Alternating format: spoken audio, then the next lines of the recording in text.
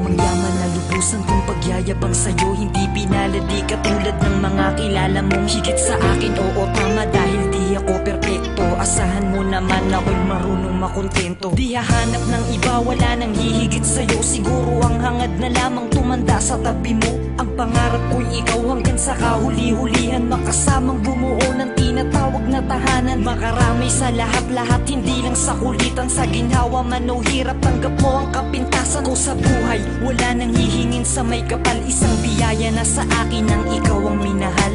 Ikaw ang minahal, ikaw ang minahal.